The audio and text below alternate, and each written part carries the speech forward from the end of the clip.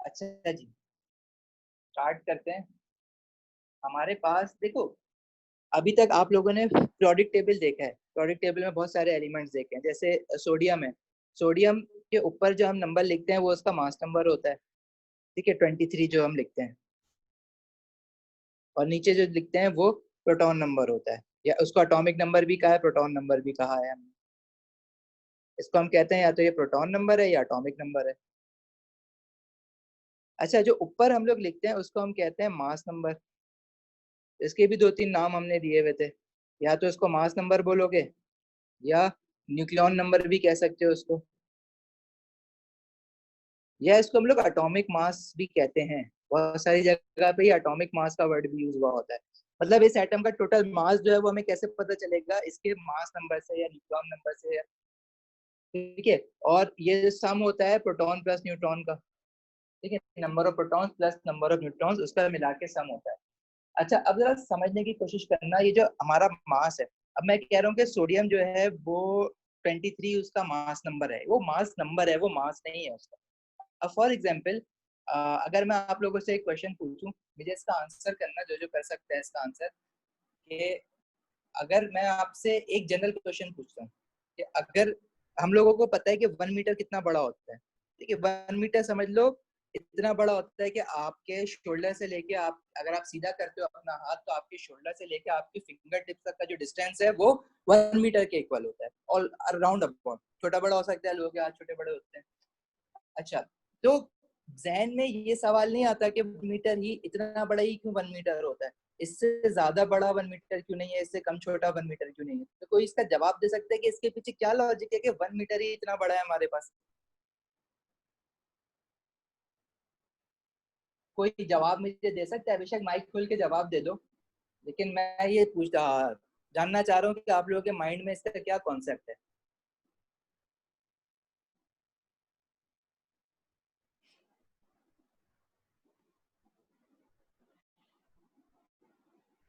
देखो, मेरा क्वेश्चन ये है कि, अच्छा चलो इसको डिस्टेंस से हट जाते हैं। तो एक चीज मैं पूछूं कि 1 kg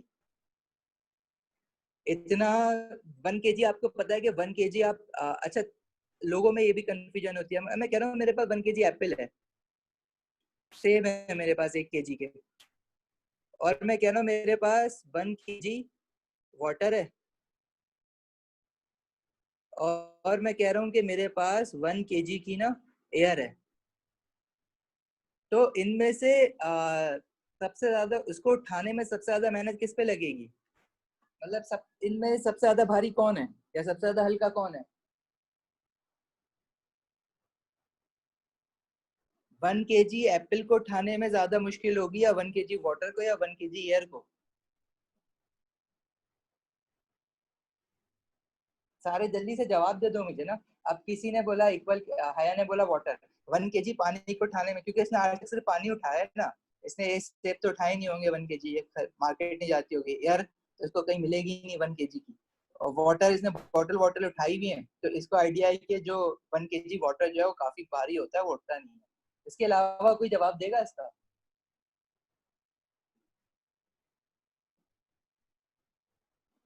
अरे इतने सारे लोग हो, जवाब दो ना, जवाब क्यों नहीं दे रहे हो? इसको बड़े आराम से पूरा कॉन्सेप्ट क्लैरिफाई करते हुए चलेंगे मोल्स का। तो मुझे अगर साथ में इंटरेक्शन करोगे ना तो ज्यादा अच्छा समझ आएगा। अभी क्लासरूम तो नहीं है, मैं पिक कर करके बोलूंगा आप बताओ आप बताओ। थोड़ा सा खुद ही पार्टिसिपेट करो मेरे साथ। हया, जवेरिया, मिदत, मुर्तुजा, शयान, सबिया, जारा। ठीक है, मिदत कह रही है all will be equally heavy, obviously तीनों 1 kg के है ना, तो डजेंट मैटर कि वन, अगर मैं कहूँ कि मेरे पास 1 kg की कॉटन वूल है, तो अब मेरे पास 1 kg की कॉटन वूल है, मतलब मैंने कॉटन वूल जबरदस्ती 1 kg डाली है उसमें, तो तीनों इक्वली हैवी होंगे, ठीक है, तीनों को उठाने में मुझे इक्वल मेहनत करनी पड़ेगी कि तीनों 1 kg के। तो हमने हम मेरे जहन में ये सवाल आता था कि जो 1 kg की चीज है वो इतनी, 1 kg को मैंने इतनी भारी क्यों बोला? अगर मैं बोलूँ कि यार मैं एक गिलास पानी लूं, इसको मैंने क्यों 1 kg नहीं बोला? तो मैंने इतने ही भारे पानी को 1 kg क्यों बोला? तो इसका आंसर ये है, मैं इस तरह से डिस्टेंस में ये पूछा था कि 1 मीटर की एक स्पेसिफिक लेंथ है, अगर मैं 1 मीटर मेजर करूं और आप 1 मीटर मेजर करो तो हम दोनों का इक्वल होगा। कि हम दोनों 1 मीटर मेजर कर रहे हैं। तो लेकिन 1 मीटर ही किसने डिसाइड किया कि इतनी बड़ी डिस्टेंस ही 1 मीटर की होगी? मतलब हु डिसाइडेड दैट? इसके पीछे क्या कोई लॉजिक थी, क्या कोई कॉन्सेप्ट था कि नहीं भाई 1 मीटर ही इतना लंबा होगा? तो इसके पीछे कोई लॉजिक नहीं थी, कोई कॉन्सेप्ट नहीं था। बस देखो, पहले डिस्टेंस जब शुरू शुरू में इंसान को अकल आई थी, तो वो पहले डिस्टेंस किस तरह से मेजर करता था? वो करता था in terms of foot.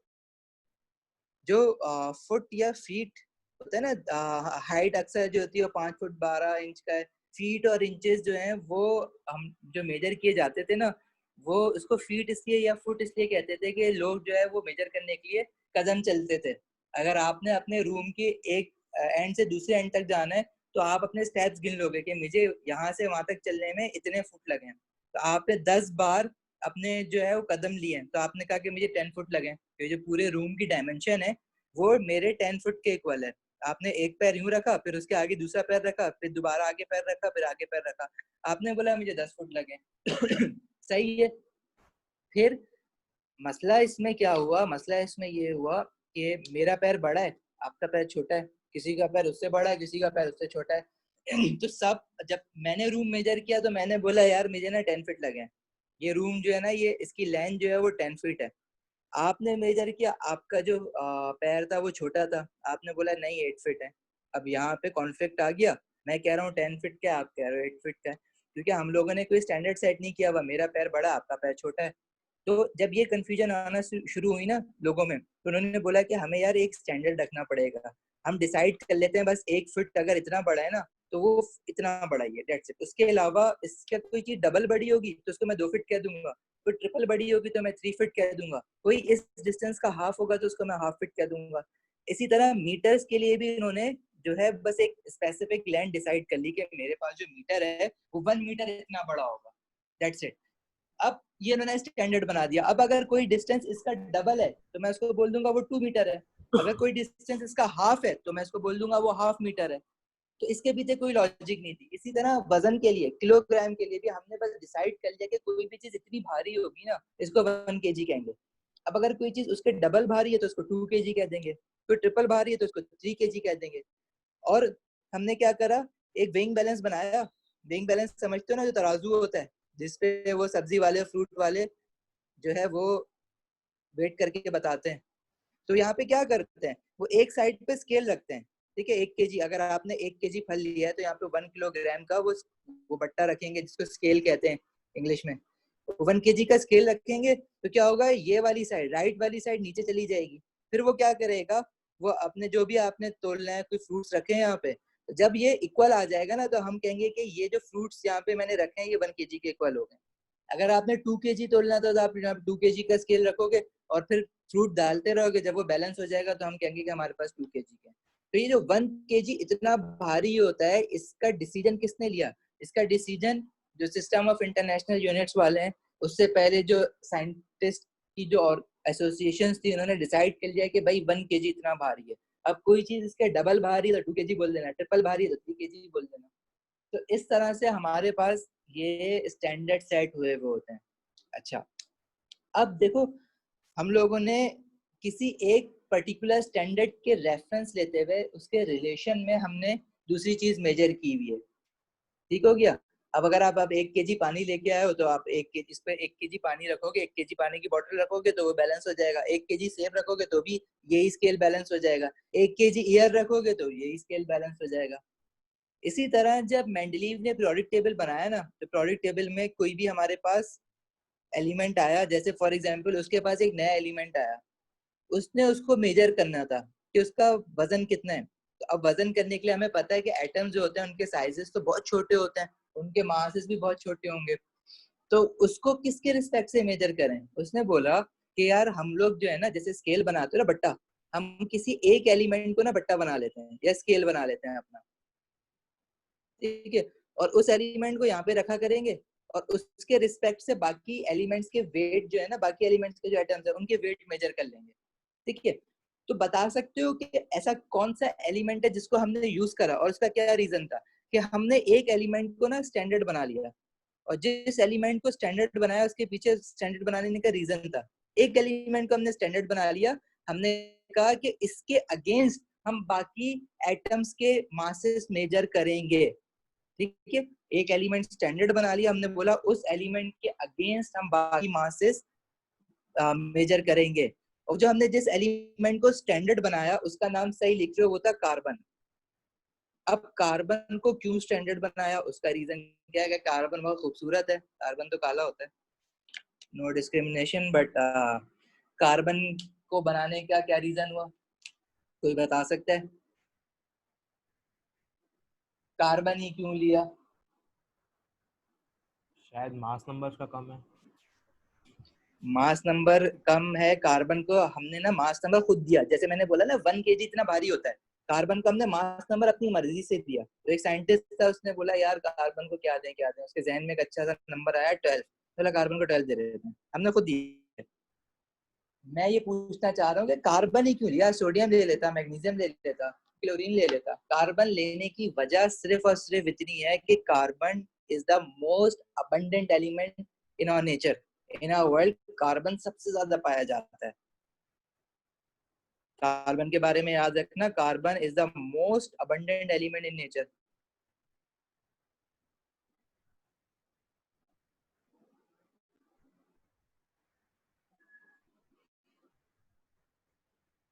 Most abundant का क्या मतलब, सबसे ज्यादा एलिमेंट जो पाए जाते हैं ना वो कार्बन है। हर जगह तो कार्बन है, देखो जितनी भी लिविंग ऑर्गेनिजम्स है, लिविंग थिंग्स में सब जगह कार्बन होता है। हमारी बॉडी किस किस चीज की बनी हुई है, ठीक है, इजिली अवेलेबल है। स्टेबिलिटी की बात हम बाद में करेंगे, कार्बन की स्टेबिलिटी डिपेंड करती है, जो ज्यादा अच्छी नहीं होती है वैसे।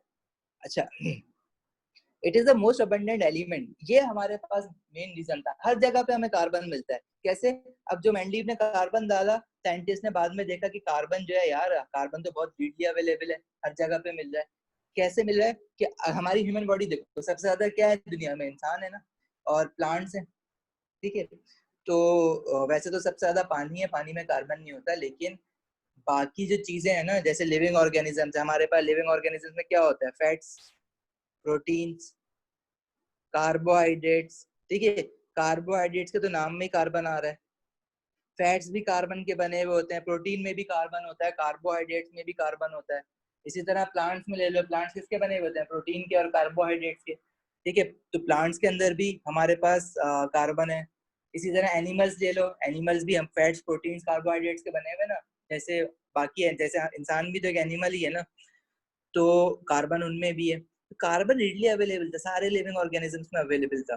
तो कार्बन को इसलिए स्टैंडर्ड लिया गया क्योंकि वो most abundant element in nature है। और कार्बन को जो मास दिया ना, वो मास दे दिया 12, ठीक है। और इसको अब आप बहुत सारे नामों से जानते हो, ये जो 12 दिया हुआ है, इसको हम कहते हैं, ये एटॉमिक मास भी है, ये आइसोटोपिक मास भी है। अच्छा, अब जब कार्बन को देखा गौर से, तो उन्होंने बोला यार कार्बन भी ना दो तीन तरह के निकल रहे हैं, 3 तरह के कार्बन मिल गए। कार्बन एक जिसका मास 12 था, जिसको हम कार्बन 12 लिखते हैं। एक था जिसका मास कार्बन 13 था। कुछ एटम्स ऐसे निकले जिनके कार्बन के मास 13 थे, कुछ एटम ऐसे निकले जिनके कार्बन के 14 थे। कैसे पता? एक जो हमें जो सबसे ज्यादा मिल रहा था ना, उसका हमने मास 12 दिया, उसके अलावा भी कार्बन मिल रहा था, उसका मास जो थोड़ा ज्यादा था, 1 यूनिट, हमने उसको 13 दे दिया। और फिर एक और था जिसको हमने 14 दे दिया। इनको सबको कार्बन कहने का क्या रीजन है, क्योंकि सबके जो प्रोटॉन नंबर है ना, प्रोटॉन नंबर हमारे पास सबका सेम निकला, और सबका प्रोटॉन नंबर जो है वो 6 है। इसलिए हमने कहा कि भाई जो प्रोटॉन नंबर होता है वही आइडेंटिफिकेशन ऑफ एन एलिमेंट होता है, तो ये है तो कार्बन। तो फिर इसको हम लोगों ने क्या नाम दे दिया था, आइसोटोप्स ऑफ कार्बन। और इन तमाम आइसोटोप्स में से सबसे ज्यादा आइसोटोप जो हमें मिलता है, जो कि इन तीनों में से हमें 99.99% जो है ना, वो कार्बन 12 का आइसोटोप एग्जिस्ट करता है। तो हमने बोला कि हम इसको स्टैंडर्ड ले लेंगे, और इसके अगेंस्ट बाकी जितने भी एलिमेंट्स के एटम्स हैं, इसके अगेंस्ट उन सबको मेजर कर लेंगे। मतलब जो हमारा स्केल है ना, जो सब्जी वाला क्या कहते हैं, एक साइड पर रखता है स्केल को या बट्टे को, वो बट्टा हमारा क्या बन जाएगा, अब कार्बन बन जाएगा।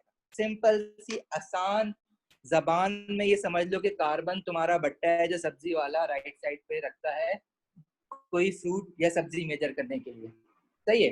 इसकी डेफिनेशन थोड़ी अजीब सी होगी, अच्छा, लेकिन समझने के लिए ये है। अब अगर मैंने मुझे अब मंडलीफ को एक एलिमेंट मिला, उसने लिया, अब लिटरल ऐसा बट्टा तो नहीं होगा, उसके पीछे कैलकुलेशन है, लेकिन आसान जबान में समझने के लिए यह है कि मैंने यहाँ पे रखा, मैंडलीव ने यहाँ पे रखा कार्बन 12। अब कितना कार्बन 12 रखा उस पर भी डिपेंड करता है, क्योंकि एक एटम तो उसके हाथ में आने वाला नहीं था, उसने कुछ कलेक्टिव एटम जमा किया और रख दिया। वो कितने रखे उस पर हम आगे बात करते हैं। और उतने ही जो नया एलिमेंट मिला ना, उस एलिमेंट को उसने पहले एक्स नाम दिया और उतना ही उसने यहाँ पे रखा। जब उसने उतने ही एटम्स एक्स के रखे ना, फॉर एग्जांपल मैं कह रहा हूँ कि यहाँ पे 2 मिलियन एटम्स कार्बन के रखे, कार्बन 12 आइसोटोप के, और एक्स के भी 2 मिलियन एटम्स रख दिए उसने। अब वो कैसे मेजर किए 2 मिलियन एटम्स, यही तो चैप्टर हमें सिखाएगा। अच्छा, अब जब उसने रखे तो उसने देखा कि दोनों इक्वल नंबर ऑफ एटम्स है। अगर मैं एक एक रखता तो वो भी काम हो जाता, लेकिन मसला ये है कि एक एटम आप कार्बन का पकड़ के ला नहीं सकते, आपके हाथ में नहीं आएगा, बहुत छोटा होता है। सही है। हाँ, आप एक पिंच उठा सकते हो जिसमें जो कार्बन का बना हुआ है, लेकिन उसमें फिर एक एटम नहीं आएगा, उसमें बहुत सारे एटम्स आ जाएंगे। इसी तरह उतने ही नंबर ऑफ एटम्स आपने दूसरे एलिमेंट एक्स के रखे। जब आपने रखा ना, तो आपने देखा कि ये जो है ना वो नीचे झुक गया, मतलब ये भारी था। अब आपने देखा कि कितना टाइम्स भारी है, आपने बोला कि यार ये एग्जैक्टली 2 लेवल नीचे झुका है, मतलब ये जो है एलिमेंट एक्स जो है, element x is twice heavier than carbon 12। तो एलिमेंट एक्स का मास नंबर फिर क्या होना चाहिए? एलिमेंट एक्स का फिर मास नंबर या एटॉमिक मास हमें क्या देना चाहिए? अगर मैं कह रहा हूँ ट्वाइस हैवियर एलिमेंट एक्स, तो एलिमेंट 12 एक्स को मैं मास नंबर क्या दूंगा? 24 कितना? 24। 24। ट्वाइस हैवियर का मतलब है अगर कार्बन 12 से इसको रिस्पेक्ट से मेजर किया है तो इसको 24 दे देंगे। ठीक हो गया, तो इसको मास नंबर 24 दे दिया। क्या बता सकते हो तो 24 मास नंबर हमने किस किस को दिया हुआ है? 24 मास जिसको भी दिया हुआ है बहरहाल, लेकिन हमें पता है प्रोडिक्ट टेबल देख के कि ये मैग्नीशियम होता है। अब जब तक मुझे प्रोटॉन नंबर नहीं पता होगा वो मैं डिसाइड नहीं कर सकता कि बाकी मैग्नीशियम है या नहीं है। मतलब मैं बताना ये चाह रहा हूँ कि एलिमेंट एक्स है, उसका प्रोटॉन नंबर बेशक मुझे पता था 12 है, लेकिन मास नंबर निकालने के लिए मैंने उसको एक मास बैलेंस पे रखा और कार्बन 12 के रिस्पेक्ट से उसको मेजर कर लिया। तो ये असल में इसका एब्सोल्यूट मास तो नहीं है ना, ये रिलेटिव मास हो जाएगा। अब इसको मैं मास कहने के बजाय रिलेटिव मास कह दूं अगर, क्योंकि मैं इसको मास कह रहा था या एटॉमिक मास कह रहा था, तो मैं कह रहा हूँ कि यार इसको अगर मैं सिर्फ एटॉमिक मास कहता हूँ तो ये बात तो सही नहीं है, इसको मैं रिलेटिव एटॉमिक मास कहता हूँ। रिलेटिव क्यों कहता हूँ? क्योंकि मैंने इसको रिलेट करा है ना। किससे रिलेट करा है? कार्बन के साथ रिलेट करा है। कार्बन के कौन से आइसोटोप के साथ रिलेट करा है? कार्बन 12 आइसोटोप के साथ रिलेट करा है। तो जो relative atomic mass of element x है वो रिलेटिव इस वजह से है क्योंकि मैंने उसको रिलेट करा है किसके साथ? रिलेट का क्या मतलब है? कंपेयर करा है। कंपेयर को अगर आसान जबान में समझो, इस केस में क्या है, हमने मेजर करा है, मेजर अगेंस्ट कार्बन 12। तो हमने इसके मास को रिलेट करा है किसके साथ? कार्बन 12 आइसोटोप के साथ। इसलिए इसके मास को हम क्या कहेंगे? रिलेटिव एटॉमिक मास। ठीक हो गया। इसलिए मैं आपको ये बता रहा था कि ये जो हमारे पास नाम है ना, mass number, nucleon number, atomic mass number, ठीक है, इसका एक और नाम होता है रिलेटिव एटॉमिक मास, जो कि एग्जैक्ट नाम यही कहना चाहिए हमें बार बार, लेकिन वो इतना बड़ा होता है तो हम कहते हैं यार चलो मास नंबर कह दो, सिर्फ एटॉमिक मास कह दो। तो एक नाम इसका मिलेगा रिलेटिव एटॉमिक मास, जिसकी काफी इंपॉर्टेंस है वो यही वाले मासेस, लेकिन इसका असल नाम होना चाहिए रिलेटिव एटॉमिक मास। क्यों? क्योंकि हमने इसको in relationship with carbon 12 isotope measure करा है, और उसके बाद कि ये कार्बन 12 से ट्वाइस हैवियर था, इसलिए इसको मास नंबर 24 दिया हुआ है। तो इस चैप्टर में सबसे पहली जो मोस्ट इंपॉर्टेंट डेफिनेशन हमारे पास आती है वो आती है रिलेटिव एटॉमिक मास। अब इसको याद करने में कोई मुश्किल नहीं होनी चाहिए इतनी डिटेल में समझने के बाद। असल में वो डेफिनेशन ही पूछता है, लेकिन डेफिनेशन याद भी कर लो तो तुम्हारा काम हो जाएगा, लेकिन समझ तो लो कि है क्या रिलेटिव एटॉमिक मास। अच्छा, रिलेटिव एटॉमिक मास की शॉर्ट फॉर्म जो होती है उसको हम लिखते हैं AR। अभी तुम लोगों ने पास पेपर क्वेश्चन करे थे बॉन्डिंग के, एटॉमिक स्ट्रक्चर के, उसमें AR बार बार यूज हो रहा था, लेकिन आप लोग पूछते थे कि ये क्या है रिलेटिव एटॉमिक मास, तो ये है जिसका मैं जवाब देता था। मोल्स में देखेंगे कि रिलेटिव एटॉमिक मास क्या है। तो रिलेटिव एटॉमिक मास की डेफिनेशन क्या बनी? mass of an atom, mass of any atom compared with carbon 12 atom is called relative atomic mass। अच्छा डेफिनेशन जो है ना, मोल्स के चैप्टर में आपको एक चीज की डेफिनेशन दो दो तीन तीन तरीके से मिलेंगी, लेकिन जैसे आगे मैं मोल्स पढ़ाऊंगा ना तो आगे मैं बताऊंगा कि रिलेटिव एटॉमिक मास की डेफिनेशन एक तरीके से और लिख सकते हैं जो कि और छोटी है, ठीक है, लेकिन हमारी मार्किंग की अक्सर ये वाली डेफिनेशन एक्सेप्ट कर रही होती है। द मास, ये प्लीज लिख लेना, क्योंकि इसके जो हैंडआउट्स है ना, मोल के हैंडआउट बनाने का कोई वो सेंस बनती नहीं है, क्योंकि इसमें ना न्यूमेरिकल्स आते हैं, सारी चीज मैं ना आपको कैलकुलेशन से समझाऊंगा। तो गिनती की तीन चार डेफिनेशंस हैं जो लिखने वाली हैं, बाकी न्यूमेरिकल स्टेप्स हैं वो लिख लेना, साथ में मैं वर्कशीट कराऊंगा तो ये साथ साथ करते जाओगे तुम लोग। मास of an atom compared with carbon 12 isotope, isotope लिख दो या इसकी जगह एटम लिख दो, कोई मसला नहीं है। compared with carbon 12 isotope it is called its relative atomic mass, या AR भी लिख दो ना, तो वो AR को जो है वो यूनिवर्सल सिंबल मांगता है, मतलब AR का मतलब है कि आपने रिलेटिव एटॉमिक मास से लिखा हुआ है, इसको रिलेटिव एटॉमिक मास, ठीक है। आप रिलेटिव एटॉमिक मास को शॉर्ट में AR भी लिख सकते हो, वो आपके नंबर नहीं काटेगा, सही है, क्योंकि ये एक्सेप्टेबल है रिलेटिव एटॉमिक मास को AR लिखना, सही है। किसी का कोई क्वेश्चन यहाँ तक? Mass of one mole of atom is AR, yes, ये भी लिख सकते हो, ठीक है। ये मैं आगे डेफिनेशन आपको क्या है मोल्स की टर्म्स में भी ये डेफिनेशन आपको बताऊंगा, लेकिन जैसे जैसे हम सीखते जाएंगे, मैंने कहा ना कि इसकी डेफिनेशन जो है वो दो तीन डेफिनेशंस आप लिख सकते हो, इन टर्म्स ऑफ मोल्स भी लिख सकते हो, in terms of Avogadro number भी लिख सकते हो, इन टर्म्स ऑफ ये जो मैंने लिखवाई हुई है ये भी लिख सकते हो, कार्बन 12 आइसोटोप। इसके अलावा थोड़ी सी इसको कॉम्प्लिकेट करके भी लिख सकते हैं, लेकिन सिंप्लीफाइड डेफिनेशन याद कर लो। अभी आगे जब मैं एवोगाड्रो और मोल्स पढ़ाऊंगा तो इसकी डेफिनेशन में जैसे और किस तरह से बनाई जा सकती है वो भी लिखवाऊंगा। किसी का कोई सवाल यहाँ तक, कोई किसी को कोई कंफ्यूजन रह गई हो, समझ नहीं आया होगा क्या बताया है अभी तक मोल्स में?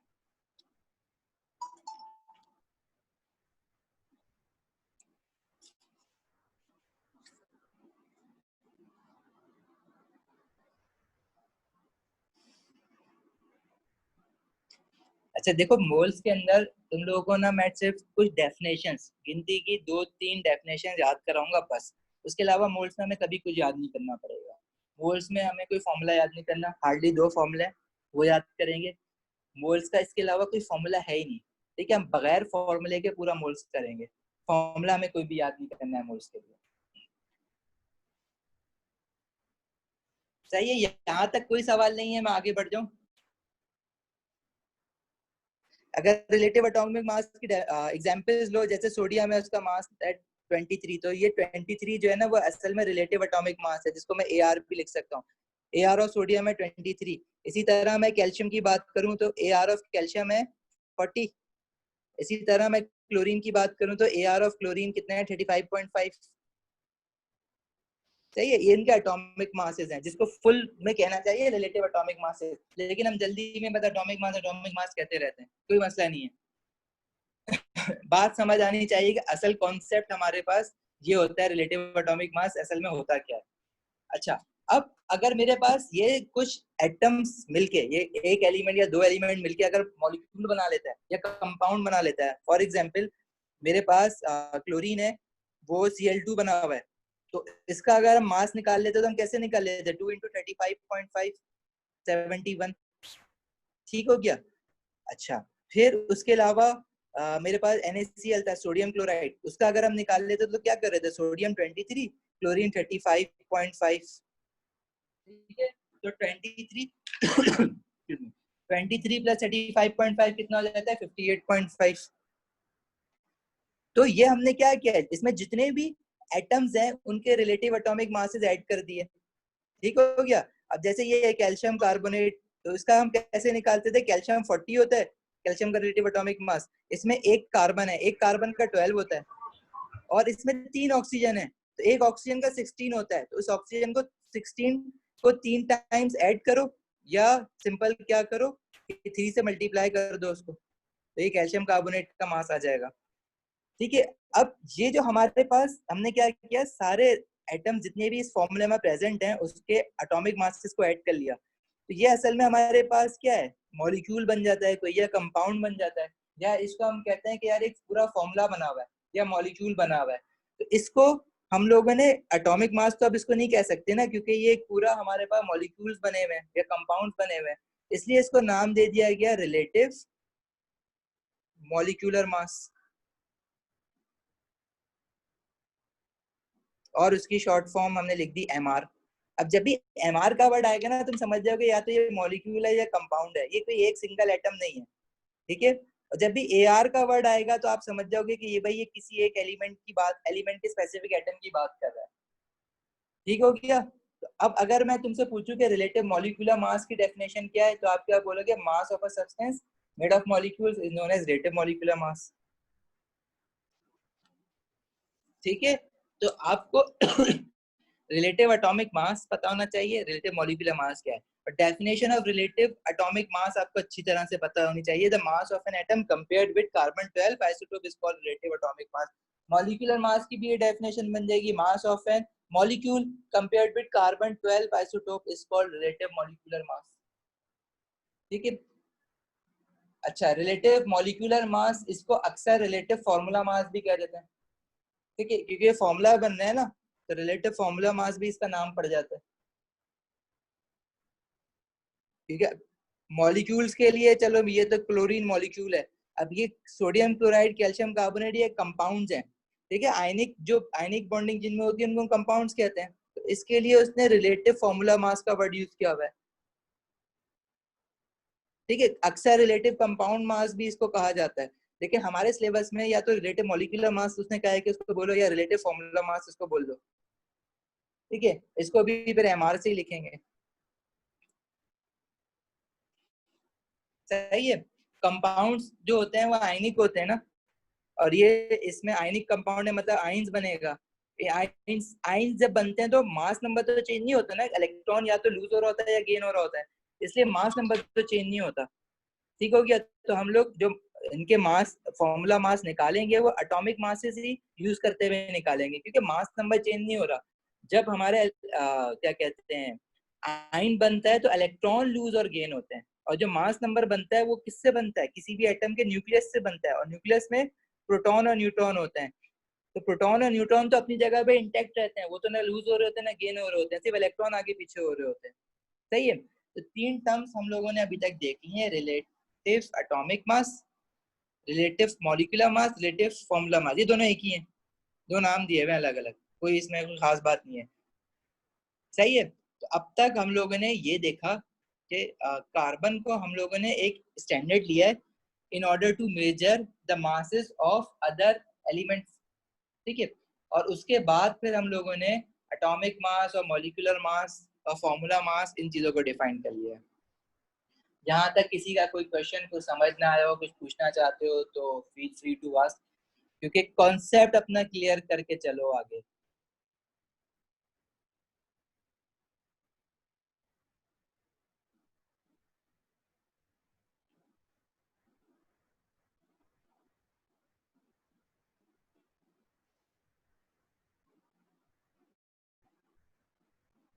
कुछ पूछना है, कोई क्वेश्चन नहीं आता तुम लोगों के माइंड में यार?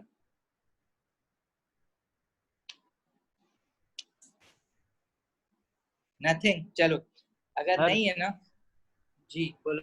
ये एमआर की डेफिनेशन के अंदर भी सिर्फ नीचे एमआर खाली डालना है ना, बाकी तो डेफिनेशन की पूरी हाँ, एआर की। बस उसकी जगह मॉलिक्यूलर मास डाल दो। हाँ हाँ, मॉलिक्यूलर मास, एमआर की डेफिनेशन वो पूछता नहीं है, वैसे डाल दो मॉलिक्यूलर मास डाल दो, कॉन्सेप्ट तुम्हारा क्लियर होना चाहिए। जी सही है, सही। चले आगे बढ़े फिर, ये मैं दे दूंगा आपको लिखी हुई सारी। ठीक है, एक पेज पे सारी सब कुछ लिखा हुआ होगा, मोल का मोल जो है उसकी थ्योरी कुछ है ही नहीं, उसके क्वेश्चंस हैं। क्वेश्चंस अगर बारिश हो रही है अभी, देखो अगर कल अगर कुछ मौसम साफ रहता है ना, तो मैं मोल्स के जो है वर्कशीट्स रखवा देता हूँ ऑन कैंपस, तो बेटर ये होगा कि आप उसी के अंदर सॉल्व करो ना अपने क्वेश्चंस, तो आपको जो मैंने दिए हुए, नहीं तो फिर सॉफ्ट कॉपी में मैंने भेज दिए, किसी और कॉपी पे जब जैसे जैसे मैं साथ साथ करवाऊंगा वैसे वैसे साथ साथ करते जाओगे उसको, तो तुम्हारे वो कॉन्सेप्ट क्लियर हो जाएंगे।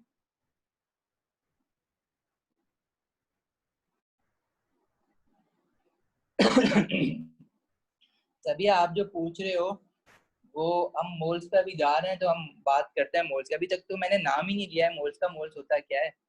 अभी तो मैं मोल्स पढ़ाऊंगा, मुझे तो अभी तक मैंने बात ही नहीं की है। अभी तक तो मैंने बात की वो जो तुम लोगों को पता है, तुम लोगों को कार्बन पता है, कार्बन को मास दिया 12, ठीक है। और कार्बन जो है उसको स्टैंडर्ड रखा हुआ है बाकी सारे चीजों को मेजर करने की, और जिस चीज में मेजर करते हैं उसको हम रिलेटिव एटॉमिक मास कहते हैं। क्या तुम लोगों ने एक बात नोटिस नहीं करी? मास मास मैं कह रहा हूँ, मैं कह रहा था शुरू मैंने तुम लोगों को करवाया था भाई, जो बट्टा जो तराजू होता है उस पर हमने एक जगह पे एक चीज रखी हुई है, दूसरी जगह पे वो दूसरी चीज मेजर कर रही है। किसी ने अभी तक मुझसे ये नहीं पूछा कि भाई ये जो आप सोडियम लिख रहे हैं ये 23 है, इसका रिलेटिव एटॉमिक मास, इसका यूनिट क्या है? किसी ने मुझसे यूनिट नहीं पूछा। ऑक्सीजन है 16 है, उसका रिलेटिव एटॉमिक मास। कैल्शियम कार्बोनेट का रिलेटिव फॉर्मूला मास निकाला 100 आ रहा है, सारे एलिमेंट्स के एटॉमिक मासेस को ऐड करके। इसका यूनिट क्या है? ये ग्राम्स है, किलोग्राम्स है, आउंसेस है। किसी ने मुझसे ये यूनिट नहीं पूछा अभी तक कि ये है क्या एक्चुअली। तो इसको हम ग्राम्स में लेंगे, ग्राम्स, ठीक है। अच्छा, अब मजे की बात क्या है, ग्राम समझते हो कि 1 ग्राम कितना कितना होता है? 1 ग्राम तुम देख सकते हो कितना होता है? आइडिया है कि 1 ग्राम कितना होगा? 0.0। अब यहाँ पे तुम्हारी देखो, अब जो ओ लेवल का कोर्स है ना, चाहे तुम केमिस्ट्री ले लो, फिजिक्स ले लो, बायो ले लो, उस कोर्स में आपकी प्रैक्टिकल अंडरस्टैंडिंग के भी मार्क्स होते हैं कि आप प्रैक्टिकली अपनी सराउंडिंग की चीजों को ऑब्जर्व कर पा रहे हो या नहीं कर पा रहे हो। अगर आपसे मैं बोलूं कि यार 1 kg पानी है, अगर मैं बोलूं कि यार फॉर एग्जाम्पल देख के अंदाजन जो है ये कितना केजी होगा, एक कोई बंदा जा रहा है उसका वेट कितना है, तो आपकी ये प्रैक्टिकल नॉलेज होती है जो आप, यही तो असल में दुनिया में यही तो यूज हो रही होती है। नॉर्मल लाइफ में हम लोग यही तो यूज हो रहे होते हैं कि गाड़ी स्पीड में गुजरी, अब अंदाजन आप बताओ यार इसकी स्पीड कितनी है, तो वो आपकी फिजिक्स से आपको बताना पड़ेगा कि यार अंदाजन इसकी स्पीड इतनी होगी, मतलब ये लिमिट से क्रॉस कर रहा है। और ये अगर हमारी क्या कहते हैं कहीं किसी गली में से या किसी स्ट्रीट में से गुजरा है तो इसकी कंप्लेन करनी चाहिए, लेकिन आपको इतना आइडिया होना चाहिए ना कि वो फास्ट जा रहा है या स्लो जा रहा है, ठीक है। तो आपको ये प्रैक्टिकल लाइफ की चीजों का पता होना चाहिए। अगर मैं पूछूं कि 1 ग्राम बता सकते हो 1 ग्राम कितना होता है, लड़कियां तो बता सकती हैं, अगर किचन विचन में जाते हो तो वो जो नहीं होते ग्राम में वो मेजर करके ये 1 ग्राम इतना डाल दो, 3 ग्राम डाल दो, 4 ग्राम डाल दो, ये 1000 मिलीग्राम। देखो मेरा क्वेश्चन समझो, ग्राम मैं ये कन्वर्जन नहीं पूछ रहा कि एक, अच्छा ये कन्वर्जन देखो, ये कन्वर्जन भाई देखो, ये कन्वर्जन याद कर लो। अगर कन्वर्जन याद करनी है ना, जैसे मेरा केजी है तो 1 किलोग्राम से अगर मुझे क्या कहते हैं डेसीग्राम्स में जाना है, डेसी के बाद आता है सेंटी, सेंटी के बाद आता है मिली, मिली के बाद आता है माइक्रोग्राम्स, माइक्रोग्राम्स के बाद आता है नैनोग्राम्स, ठीक है। किलोग्राम से पहले आता है मेगाग्राम्स, मेगाग्राम से पहले आता है गीगाग्राम्स। अगर मुझे केजी से डेसीग्राम्स में जाना है तो मैं मल्टीप्लाई बाय 10 करूंगा, डेसी से सेंटी में जाना है मल्टीप्लाई बाय 10, सेंटी से मिली में जाना है तो मल्टीप्लाई बाय 10, ठीक है। माइक्रो में जाना है तो मल्टीप्लाई बाय 1000, माइक्रो से नैनो में जाना है तो मल्टीप्लाई बाय 1000। इसी तरह मेगा से किलो में भी 1000 होता है, गीगा से मेगा में भी 1000 होता है। अब फॉर एग्जाम्पल मुझे किलोग्राम से डायरेक्ट मिलीग्राम में जाना है तो मैं मल्टीप्लाई बाय 10 × 10 × 10। अगर मेरे पास कोई 3 kg का ऑब्जेक्ट है उसको मुझे ग्राम्स में कन्वर्ट करना है तो 10 × 10 × 10 मतलब मल्टीप्लाई बाय 1000 करना पड़ेगा। हमारे पास केमिस्ट्री में कन्वर्जन जो आती है वो केजी से मिलीग्राम में अक्सर आ रही होती है, केजी से मिलीग्राम, कभी भी सेंटीग्राम डेसीग्राम में नहीं आती। क्वेश्चन में दिया जरूर है उसने सेंटीग्राम, और उसने कन्वर्जन तुम्हें बता दी कि भाई देखो वन, अगर आपको फिजिक्स आपने पढ़ी है तो आपको पता है कि 1 kg में कितने सेंटीग्राम होंगे, 10 × 10, ठीक है, मतलब 100 सेंटीग्राम होंगे। ये आपको पता है कि ये आपका कन्वर्जन फैक्टर है, सही है। लेकिन केजी से मिलीग्राम्स में और मिलीग्राम से किलोग्राम में आपको खुद ब खुद कन्वर्जन करनी आनी चाहिए। सेंटीग्राम डेसीग्राम, अगर ये लाइन याद है, ये लाइन क्योंकि आप कर ही लेते हो याद, आपको करनी पड़ जाती है ओ लेवल करते करते, तो ये हमारी कन्वर्जन है। लेकिन मेरा क्वेश्चन ये नहीं था, मैं कन्वर्जन नहीं पूछ रहा था, मैं तुमसे ये पूछ रहा था कि अंदाजन फॉर एग्जाम्पल आप लोग के हाथ में अभी पेन है, मैं पूछूं बताओ ये पेन का वेट कितना है, कितना किलोग्राम होगा या कितना ग्राम, क्योंकि किलोग्राम तो बहुत भारी चीज होती है, हमेशा ग्राम्स में पढ़ेंगे। तो अगर मैं पूछूं कि बताओ ये कितना ग्राम्स या मिलीग्राम्स होगा एक पेन का वेट, तो अंदाजन क्या आइडिया लगाओगे, जरा अपने अपने बताना, देखें तो क्या क्या बताते हो।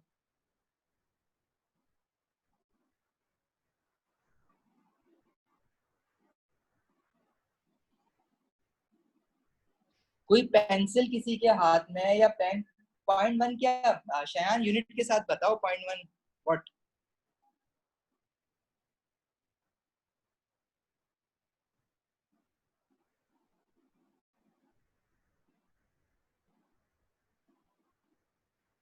0.1 ग्राम्स नहीं, 0.1 ग्राम बहुत कम होता है।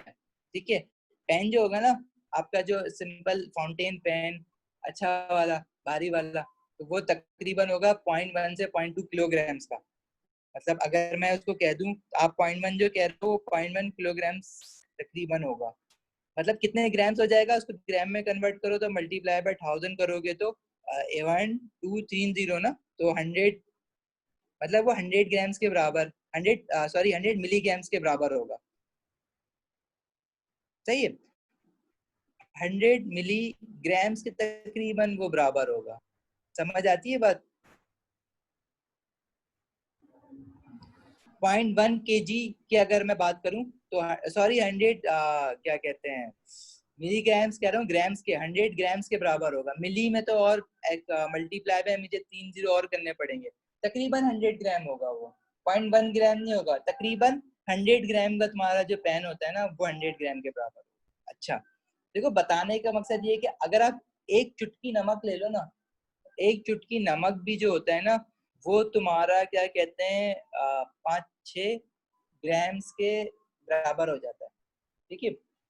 अच्छा, अब ये मेरा बताने का मकसद क्या है, अगर मैं तुमसे कह रहा हूँ कि मेरा सोडियम एटम है, उसका मास नंबर है 23, ठीक है, उसको हम कह रहे हैं कि 23 ग्राम का है, तो 23 ग्राम तो बहुत ज्यादा होगा, इसकी पूरी 23 ग्राम का 10 ग्राम की एक लाइन खिंच जाती है पूरी लाइन, समझते हो। नहीं मतलब सॉल्ट एक पिंच में लो ना और उसको डालते रहो एक सीधी लाइन में, तो ये टोटल जो है वो तुम्हारी 10 ग्राम 12 ग्राम हो जाती है। अब क्या ऐसा पॉसिबल है कि एक सोडियम एटम जो है वो 23 ग्राम्स का हो? Is it possible? क्योंकि बचपन से आप क्या सुनते आए हो, आपसे सुनते आए हो कि अगर मैं यहाँ पे एक डॉट ऑफ इंक लगा दूं तो इस इंक में millions and millions of molecules of ink आ जाते हैं, millions and millions of molecules of ink आ जाते हैं। क्या ये डॉट जो है वो 23 ग्राम का होगा? ये तो बहुत कम का होगा। एक इंक का मॉलिक्यूल मैं कह रहा हूँ, एक इंक का डॉट, उसमें millions and millions of molecules आ जाते हैं। क्या ये जो 23 ग्राम जो मैं एटॉमिक मास ऑफ सोडियम कह रहा हूँ, क्या ये एक सोडियम एटम का मास होगा? हरगिज नहीं, ये कभी भी एक सोडियम एटम का मास नहीं है। ठीक है, लेकिन हम तो अभी तक आज तक यही पढ़ते आए, अगर मैंने कहा सोडियम क्लोराइड है, NaCl है, तो हम कहते हैं कि सोडियम का 23 होता है, क्लोरीन का 35.5 होता है। एक सोडियम का 23 है, एक क्लोरीन का 35.5 है, तो ये हमारे पास 58.5 बन जाता है एक NaCl का। अब जब हम ये कहते हैं ना कि हमारे पास एक Na और एक Cl है, तो ये हम गलत कह रहे होते हैं।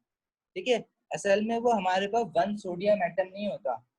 वन सोडियम एटम तो इतना छोटा है कि तुम्हें दिखना भी, और अगर तुम कह रहे हो कि वन सोडियम एटम जो है वो 23 ग्राम्स का है, तो इसका मतलब है कि 23 ग्राम एप्रिशिएबल अमाउंट होता है, एक नमक की चुटकी से भी कम होता है 23 ग्राम। अगर दो नमक की चुटकियां लो तो 23 ग्राम्स के बराबर होता है। ठीक है, तो उसमें कभी भी सोडियम में ये जो 23 ग्राम है ना, वो सोडियम के एक एटम का मास नहीं होता। ठीक है, वो बहुत सारे सोडियम एटम्स का मास होता है। क्यों, ये क्यों जरूरत पड़ी, हम एक सोडियम एटम का मास क्यों नहीं ले सकते? अभी मैंने तुम लोगों से शुरू शुरू में जब मैंने अभी तराजू वाली एग्जांपल दी, तो मैंने क्या बोला कि तराजू में वो जो यहाँ पे कार्बन रख रहा है वो 2 मिलियन कार्बन 12 एटम रख दिए। भाई एक रख देता तो जिंदगी आसान हो जाती ना, एक यहाँ रखता एक एक्स का रखता, उसने 2 मिलियन रखे, क्योंकि एक तो उसके हाथ लगना ही नहीं है ना। तो उसने क्या, एक एटम को 12 ग्राम, 12 ग्राम तो बहुत बड़ा होगा एक एटम के हिसाब से, तो क्या एक एटम का मास 12 ग्राम है? नहीं, एक एटम का मास 12 ग्राम नहीं है। सही है, उसने कुछ नंबर ऑफ एटम्स का मास जो है वो बोला कि अगर किसी भी एलिमेंट के इतने पर्टिकुलर नंबर ऑफ एटम्स हैं तो उसका मास जो है वो उसका एटॉमिक मास के बराबर है। फॉर एग्जांपल उसने बोला कि अगर सोडियम जो है वो 23 ग्राम है तो इसका मतलब है कि वो सोडियम का वन एटम नहीं है, बल्कि सोडियम के कितने एटम्स इसमें है, 6.02 एक्सपोनेंट 23 सोडियम एटम्स हैं। जब 6.02 एक्सपोनेंट 23 सोडियम एटम एक साथ एक जगह पे रख दोगे तो उनका टोटल मास 23 ग्राम होगा। एक नई चीज आ गई यहाँ पे, अब जरा इसको समझना। देखो ये काम करने की क्या जरूरत पेश आई, इसको डेली लाइफ से समझो। डेली लाइफ में आप लोग एक यूनिट यूज करते हो डजन, उसको उर्दू में क्या कहते हैं, दर्जन। डजन क्या है, डजन में हमने बोला कि अगर हमारे पास, मैं भी कह रहा हूँ मेरे पास कोई 1 डजन की चीज है, अगर मैं कह रहा हूँ मेरे पास 1 डजन बनानाज है, 1 दर्जन केले, तो उसमें कितने बनानाज आते हैं, 12 आते हैं, है ना। अब अगर मैं कहूँ कि मेरे पास 1 दर्जन पेन है तो उसमें कितने पेन आ जाएंगे, 12 पेन आ जाएंगे। अगर मैं कहूँ कि मेरे पास 1 दर्जन लोग हैं, 1 दर्जन इंसान है तो 12 इंसान आ जाएंगे। तो डजन किसी चीज के लिए स्पेसिफिक नहीं है, 1 दर्जन केले ले लो, 1 दर्जन अंडे ले लो, केला इतना बड़ा होता है अंडा छोटा होता है। पेन ले लो, क्या ताल्लुक है अंडे केले और पेन का, कुछ भी नहीं है। 1 दर्जन चेयर्स ले लो, तो डजन से ये स्पेसिफाई कर रहा है कि 1 डजन में 12 यूनिट्स आते हैं किसी भी चीज के, ठीक है। अच्छा, इसी तरह हमने बोला कि यार हमने क्या बोला, हमारा वो जो एक साइंटिस्ट था उसने बोला कि उसने एक मेजरिंग बैलेंस लिया, उसने उसमें एक बीकर लिया, उसने बोला कि यार मैं सोडियम एटम डालना शुरू करता हूँ। उसने बोला सोडियम एटम, एक सोडियम एटम उसने डाला ना तो कोई मास ही नहीं आ रहा था यहाँ पे, उसका मास इतना कम था। वो डालता गया डालता गया डालता गया डालता गया, तो जब मास पूरा इन सारे सोडियम एटम्स का 23 ग्राम हो गया ना, वो रुक गया। उसने बोला कि यार 23 ग्राम पे मैं रुक जाता हूँ, क्योंकि उसने स्टैंडर्ड कार्बन को लिया हुआ था ना, ये पहले हरकत उसने कार्बन के साथ की थी। कार्बन का वो डालता गया डालता गया डालता गया डालता गया, कार्बन के आइटम डालता गया, पहले 1 डाला, फिर 2 डाला, फिर 3 डाला, फिर 4 डाला, तो मास आहिस्ता आहिस्ता बढ़ रहा था। जब कार्बन का मास 12 ग्राम हो गया ना तो वहां पे वो रुक गया। उसने बोला कि बस सही है, इसको 12 को मैं स्टैंडर्ड ले लेता। तो जब उसके 12 ग्राम हो गया ना तो उसने बोला कि मैंने कितने आइटम डाल दिए अब तक, तो वो उसने डाल दिए थे 6.02 एक्सपोनेंट 23 कार्बन एटम्स। अब ये नंबर बहुत बड़ा नंबर है, सही है, मतलब ये बिलियंस में चला जाता है। 23 का क्या मतलब, आगे जो डेसिमल प्लेस है वो 23 टाइम शिफ्ट कर दो आगे, तो बहुत बड़ा नंबर है। तो उसने बोला कि यार इसको मैं करूंगा बार बार 6.02 एक्सपोनेंट 23। उसने बोला इस नंबर को मैं एक नाम दे देता हूँ, एवोगाड्रो नंबर, क्योंकि उस साइंटिस्ट का नाम एवोगाड्रो था, तो उसने उसको नाम दे दिया एवोगाड्रो नंबर। अच्छा, फिर जैसे दर्जन को हमने बोला ना कि दर्जन में 12 यूनिट्स होते हैं, ठीक है, तो इसी तरह बोला कि ये 6.02 एक्सपोनेंट 23 की तरह है, 12 नहीं है बल्कि 6.02 एक्सपोनेंट 23 यूनिट्स हैं। तो उसने उसको नाम दिया मोल का, उसने बोला ये 1 मोल है। तो अगर जब भी मैं कहता हूँ मेरे पास कोई भी चीज 1 मोल है ना, अगर मैं तुमसे कहूँ मेरे पास एक 1 मोल की चीज है, कुछ भी है मेरे पास 1 मोल का, मैंने कहा मेरे पास 1 मोल चेयर्स हैं, तो 1 मोल चेयर्स हैं, और एक जगह मैं कह रहा हूँ मेरे पास 1 डजन चेयर्स हैं, तो 1 डजन चेयर्स में कितनी चेयर्स आएंगी, 12 चेयर्स। और 1 मोल चेयर्स में कितनी चेयर्स होंगी, 6.02 एक्सपोनेंट 23 चेयर्स। अब सवाल ये है कि मोल हम डेली लाइफ में क्यों नहीं यूज करते, क्योंकि भाई 1 मोल ऑफ चेयर्स का मतलब है 6.02 23 चेयर्स, इतनी सारी तो दुनिया में इंसान नहीं है, ठीक है, चेयर्स का क्या करोगे, तो ये नंबर इतना बड़ा है। और डजन को हम ये क्यों नहीं कहते कि मेरे पास 1 डजन सोडियम एटम्स हैं, तो कोई फायदा नहीं, 12 सोडियम एटम्स कुछ मायने नहीं रखते, वो भी नहीं दिखने तुम्हें। इसलिए ये है, तो देख यूनिट का यूज जो है वो डजन और मोल्स का एक ही जैसा है, लेकिन डजन को हम एटम्स मॉलिक्यूल्स और आयंस के लिए यूज नहीं कर सकते, ठीक है। इसी तरह मोल्स को हम अंडों खरीदने के लिए या केले खरीदने के लिए यूज नहीं कर सकते, सही है। तो 1 मोल ऑफ चेयर मैंने बोला तो 6.02 चेयर्स होंगी, लेकिन ये नॉन फिजिबल है ना यूज करना, इतनी चेयर्स की बात ही नहीं हो रही होती है कहीं, अबे इतने तो दुनिया में इंसान नहीं है, आप चेयर्स का क्या करोगे इतनी, तो इस तरह से बात करना बेकार है। तो मोल का करेक्ट यूज कहाँ पे है, अगर मैं कहूँ कि मेरे पास 1 मोल ऑफ सोडियम एटम्स हैं, 1 मोल ऑफ सोडियम एटम्स मतलब Na 1 मोल है, तो उसमें एक सोडियम एटम नहीं होगा, बल्कि कितने सोडियम एटम्स होंगे? 6.02 एक्सपोनेंट 23 सोडियम एटम्स। ठीक है, और इन इतने नंबर ऑफ सोडियम एटम्स का उसने ना मास ले लिया। उसने क्या किया, मेजरिंग बैलेंस पे उसका मास ले लिया। उसने एक सोडियम एटम डाला, दो डाला, डालते डालते डालते उसने कितने सोडियम एटम डाल दिए इसमें? 6.02 एक्सपोनेंट 23 सोडियम एटम डाल दिए। और जब उसने मास देखा तो मास हो गया था उसका कितना? 23 ग्राम्स। तो उसने उसको कह दिया कि ये 23 ग्राम सोडियम का मास है। लेकिन इसमें कभी भी एक सोडियम एटम नहीं था, इसमें 6.02 एक्सपोनेंट 23 सोडियम एटम्स है। उसने बोला कि इसको अगर मैं तुमसे कहूँ कि मेरे पास 1 मोल ऑफ सोडियम है, तो आप क्या कहोगे?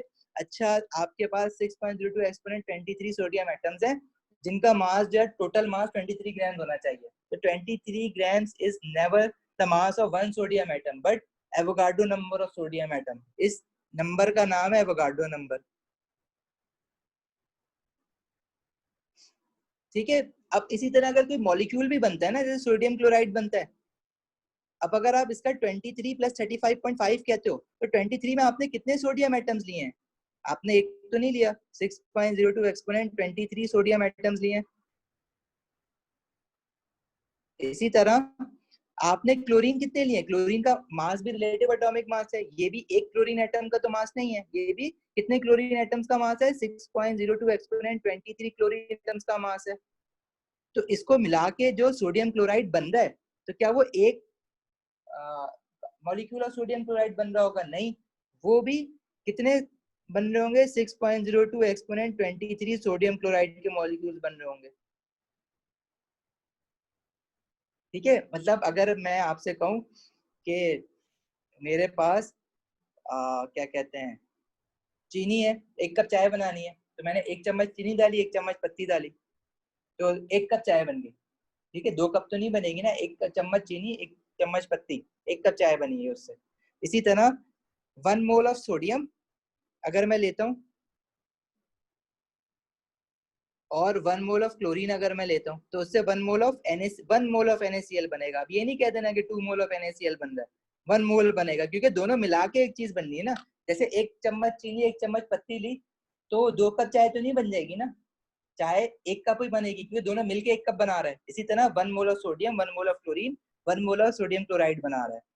अब 1 मोल हम लोग अपनी आसानी के लिए यूज कर रहे हैं। जैसे मैं 2 दर्जन केले लेके आया, मैं बोलूंगा मैं 24 केले लेके आया हूँ, या 36 केले लेके आया हूँ 3 दर्जन, तो उसको आसान करने के लिए मैं बोलूंगा मैं 3 दर्जन लेके आया हूँ, 3 डजन। इसी तरह इतना बड़ा नंबर बार बार अगर मैं बोलूं कि 6.02 एक्सपोनेंट 23 सोडियम एटम्स मिल रहे हैं 6.0223 क्लोरीन एटम्स के साथ to form 6.02 exponent 23 sodium chloride molecule. तो ये इतनी लंबी बात करने से पता है पहले मैं क्या बोलूंगा? मैं बोलूंगा 6.02 इंटू 23 एवोगाड्रो जो है उसको प्यार से 1 मोल भी तो कहते हैं, जैसे 12 यूनिट्स को दर्जन कहते हैं ना प्यार से, इसी तरह एवोगाड्रो को प्यार से मोल भी कहते हैं। तो मैं क्या बोलूंगा? 1 mole of sodium, 1 mole of chlorine मिलके 1 मोल ऑफ सोडियम क्लोराइड बन रहा है। बोलना भी छोटा हो गया, आसान भी हो गया, समझना भी आसान हो गया, लिखना भी आसान हो गया। समझे? इसलिए मोल को इंट्रोड्यूस करवाया गया। बोलना भी आसान, लिखना भी आसान, समझना भी आसान, और सबसे बड़ी बात कैलकुलेशन भी आसान। अगर कैलकुलेटर में 6.02 एक्सपोनेंट 23 को मल्टीप्लाई जरा इससे कर दो तो कैलकुलेटर भी मैथ एरर दे देता आगे, वो भी सॉल्व नहीं करता, एक वक्त आता है। अब जो एडवांस कैलकुलेटर है उनकी तो रेंज बढ़ गई है, लेकिन आगे इसको जरा 3-4 बार मल्टीप्लाई करो तो कैलकुलेटर भी जो है वो हार मान जाता है। सही है? अच्छा, करके देख लेना कैलकुलेटर में 6.02 एक्सपोनेंट 23 को 4-5 बार एक दोबारा आपस में मल्टीप्लाई करना, कैलकुलेटर आखिर में रुक जाएगा, लिमिट पूरी हो जाएगी उसकी, कैलकुलेटर इतनी वो कर ही नहीं सकता। इसी तरह लेकिन अगर हम लोग मोल्स की टर्म्स में बात करेंगे तो हमारे लिए कैलकुलेशन करना आसान हो जाएगी, कैलकुलेटर के लिए भी, कंप्यूटर के लिए भी, इंसान के लिए भी। सही है? इसी तरह अगर तुम लोग बुक पढ़ते हो तो तुम्हारी बुक में लिखा हुआ था कि वो इतनी बड़ी वैल्यू लिख के जब कैलकुलेशन करने बैठता है, तो वो जो इंसान था जो कंप्यूटर पर जिसने सारा डाटा डाला था, तो वो क्या हुआ था एंड में वो उसका स्केलेटन बन गया था। मतलब इतने साल लग गए थे कंप्यूटर, इतने साल कंप्यूटर को लग जाएंगे ये कैलकुलेशन करने में। इसलिए एवोगाड्रो ने इतने जमाने पहले, कंप्यूटर आने से पहले भी मोल्स को इंट्रोड्यूस करा दिया ताकि कैलकुलेशन आसान हो जाए। Avogadro constant is defined as the number of atoms in 12 gram of carbon 12 isotope, बिल्कुल सही है। number of atoms in 1 mole of any element, ये भी एवोगाड्रो नंबर है, ठीक है। इसी तरह अगर मैं रिलेटिव एटॉमिक मास से पूछता हूँ, अब देखो रिलेटिव एटॉमिक मास की मैंने क्या कही थी डेफिनेशन में, तुम लोगों को दूसरी बताऊंगा ना, एक और भी बताऊंगा। तो देखो बात सोडियम की हो रही थी ना, अगर मैं कहूँ कि मेरे पास 1 मोल ऑफ सोडियम है, 1 मोल ऑफ सोडियम एटम्स है मेरे पास, तो इसका क्या मतलब है कि मेरे पास क्या मास है उसका 23 ग्राम्स, ठीक है। और उसमें कितने सोडियम एटम्स होंगे, 6.02 एक्सपोनेंट 23 सोडियम एटम्स होंगे। अगर मैं आपसे कह दूं कि मेरे पास 2 मोल ऑफ सोडियम है, 2 मोल ऑफ सोडियम एटम्स है, तो आप बोलोगे कि उनका टोटल मास कितना हो जाएगा, 2 इंटू 23 46 ग्राम्स। और कितने सोडियम एटम्स हो जाएंगे उसके, आप 2 इंटू एवोगाड्रो उसको मल्टीप्लाई कर दोगे।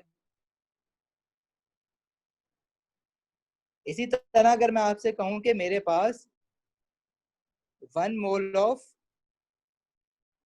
मैग्नीशियम है, मैग्नीशियम एटम्स हैं, तो मैग्नीशियम का एटॉमिक मास जो होता है वो 24 ग्राम्स होता है। मतलब 1 मोल ऑफ मैग्नीशियम का मास जो है वो 24 ग्राम्स है। मतलब अगर 6.02 एक्सपोनेंट 23 मैग्नीशियम के एटम्स मैं एक साथ तुम्हारे हाथ पे रख दूं ना, तो मतलब मैंने तुम्हारे हाथ में 24 ग्राम्स का मास रख दिया, ठीक है।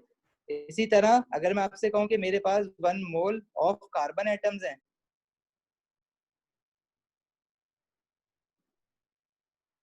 तो 1 मोल ऑफ कार्बन एटम्स 12 ग्राम के बराबर होंगे। और इसमें कितने कार्बन एटम्स होंगे, 6.02 exponent 23 carbon atoms. Similarly chlorine की अगर बात करें, अगर मैं कह रहा हूँ कि मेरे पास 1 मोल ऑफ क्लोरीन एटम्स है, तो क्लोरीन एटम का जो रिलेटिव एटॉमिक मास होता है वो 35.5 ग्राम होगा। इसका मतलब क्या है कि 6.02 एक्सपोनेंट 23 क्लोरीन एटम्स का इतना मास है। तो रिलेटिव एटॉमिक मास क्या था, मास of an atom compared with carbon 12 isotope, ठीक है। तो रिलेटिव एटॉमिक मास असल में एक चीज इस तरह से भी डिफाइन कर सकते हैं ना कि 1 मोल ऑफ एटम का जो मास होता है वो रिलेटिव एटॉमिक मास होता है। Mass of 1 mole of atom is relative atomic mass in grams. तो रिलेटिव एटॉमिक मास की एक और डेफिनेशन आ जाती है,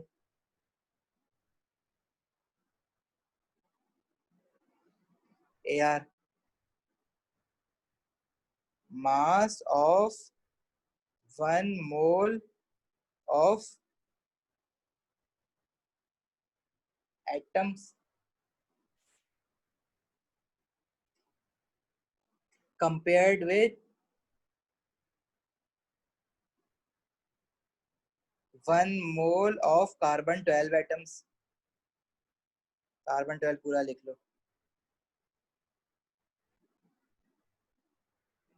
मतलब मैंने तराजू पे अगर 1 मोल ऑफ सोडियम एटम्स रखे हैं, तो मुझे दूसरी साइड पे 1 मोल ऑफ कार्बन एटम्स ही रखने पड़ेंगे, क्योंकि मैंने वहां पे देखा शुरू की एग्जांपल में 2 मिलियन कार्बन एटम्स रखे थे, तो 2 मिलियन ऑफ एलिमेंट एक्स रखा था, ठीक है, इक्वल इक्वल रखना है। तो अगर मैं 1 मोल ऑफ किसी भी एटम का मास मेजर करना चाह रहा हूँ, तो मुझे 1 मोल ऑफ कार्बन 12 एटम्स के साथ मेजर करना पड़ेगा। Mass of 1 mole of atom compared with 1 mole of carbon 12 atom is it's relative atomic मास। तो रिलेटिव एटॉमिक मास की एक और डेफिनेशन आ जाती है, इसको लिख लो, और दोनों डेफिनेशन बाद में क्लास के बाद एक साथ लिख लेना। इसी तरह रिलेटिव एटॉमिक क्या कहते हैं, मॉलिक्यूलर मास में भी मोल यूज हो सकता है, फॉर्मूला मास में भी मोल यूज हो सकता है। मोल की डेफिनेशन क्या बनेगी,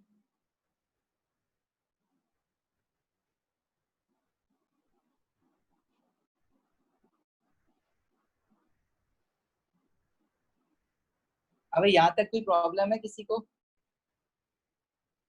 कुछ समझ, थोड़ा बहुत कुछ समझ आया है इसका। देखो रिकॉर्डेड लेक्चर एक और भी है जो मैंने पहले का तुम लोगों को गूगल क्लासरूम पे डाला हुआ है, ये वाला भी है। ये वाला सुनोगे तो, क्योंकि ये लाइव सुना है तो इससे अंडरस्टैंडिंग ज्यादा अच्छी बनेगी। मुझे एक बात बताओ, कुछ समझ आया इसमें,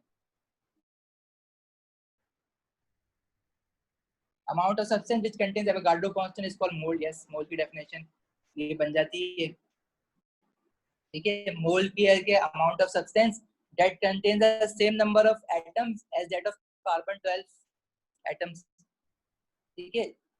मोल क्या है, जिसमें उतने ही एटम्स हो जितने कार्बन 12 के एटम्स हैं, जैसे 6x एवोगाड्रो एवोगाड्रो, ठीक है। ये सारी मैं लिखी हुई दे दूंगा, उसकी टेंशन नहीं लो।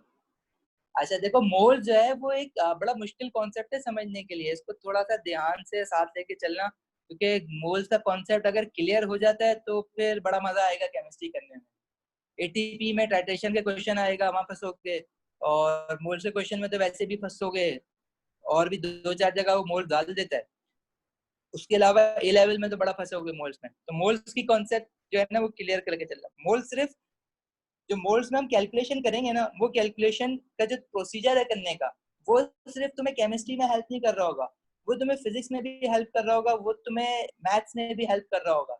जो हम प्रोपोर्शन मेथड करेंगे ना, उसका रेशियो मेथड जिसको हम कहते हैं, तो वो तुम्हें हर जगह पे हर सब्जेक्ट में हेल्प कर रहा होगा, आगे भी पीछे भी, तुम्हें डेली लाइफ में भी हेल्प कर रहा होगा। वो डेली लाइफ में भी लोग जो है वो बड़ा परेशान होते हैं, ठीक है। करेंसी एक्सचेंज हो गई, और ये हो गया कि मार्केट में गए, मैं तो बड़ा परेशान होता था कि मैंने उससे पूछा कि भाई ये कितने का है, तो उसने एक टॉफी अगर 2 रुपए की आ रही है तो 20 टॉफियां कितने की आएंगी, ये तो सिंपल कैलकुलेशन है, मल्टीप्लाई कर दिया। अब इसका उल्टा हो गया कि मुझे लेनी, मेरे पास पैसे 40 रुपए हैं, और मैं सिर्फ ये चेक करना चाह रहा हूँ कि इसमें 2.5 रुपए की एक टॉफी तो मैं कितनी ले सकता हूँ, सही है। तो ऐसी चीजों में ना, ये जो मोल्स में हम कैलकुलेशन करेंगे तो ये चीजें बताएंगे, भाई मेरे पास 40 रुपए 2.5 रुपए की एक टॉफी है, तो कितनी टॉफी आएंगी। अब दुकानदार के सामने खड़े हो, इतने बड़े हो गए हो, तो थोड़ी सी एम्बेरसमेंट भी होती है कि यार इतनी सिंपल कैलकुलेशन नहीं हो रही है। इस कैलकुलेशन के पीछे टेक्निक क्या है, इस मोल्स में हम सारी चीजें सीखते जाएंगे। देखो मोल्स की डेफिनेशन है, मोल ऑफ अ सब्सटेंस या अमाउंट ऑफ अ सब्सटेंस, या सिंपल डेफिनेशन लिखो, atomic mass, molecular mass and formula mass of a substance. Mole में आप सिंपल लिख सकते हो भाई, atomic mass of any substance is equal to mole, 1 mole. Mole की डेफिनेशन हो गई, ठीक है। अच्छा, मोल की डेफिनेशन से अच्छा मोल का फॉर्मूला लिख दो। मैं तुम्हें जो सिंपल डेफिनेशन बताता हूँ ना, जो तुम यूज करोगे, वैसे तो मल्टीपल डेफिनेशंस बनेंगी। मसला ये कि जो डेफिनेशन तुम लिख रहे हो तुम्हें समझ आनी चाहिए, वो क्या है मोल्स की definition.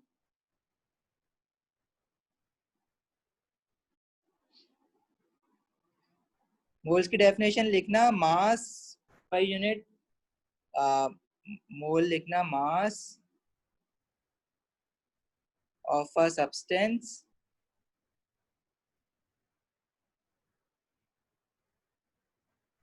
per unit its atomic mass।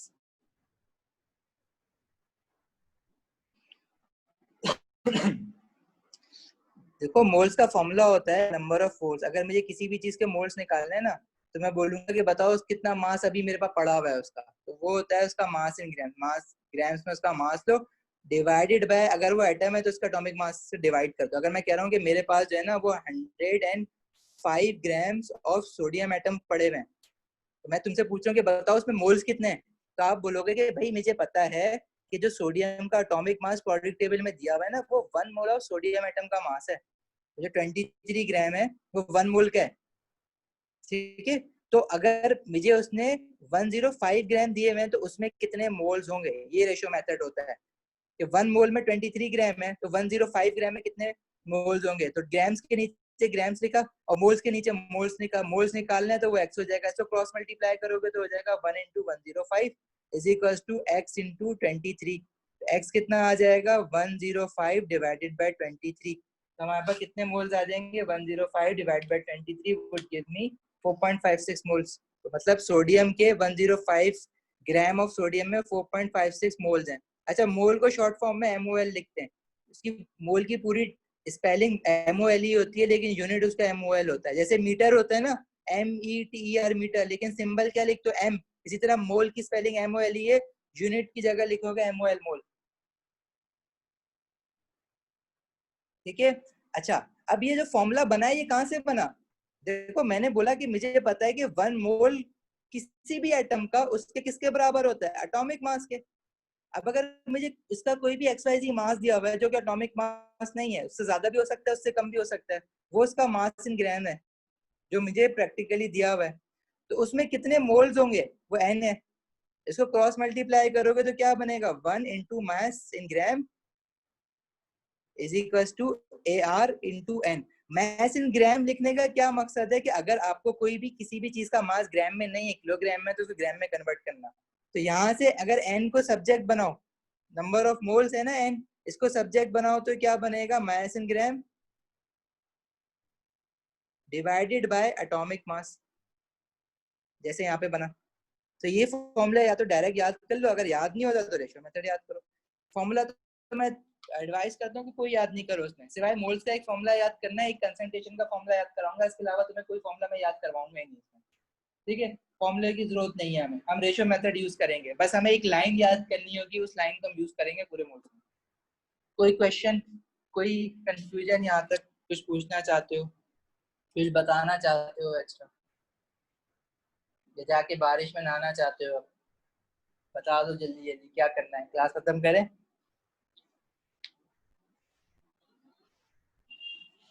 चलो अच्छा, अब मोल्स का आपने क्या काम करना है, ये रिवीजन करना है मोल्स का जो मैं दे रहा हूँ।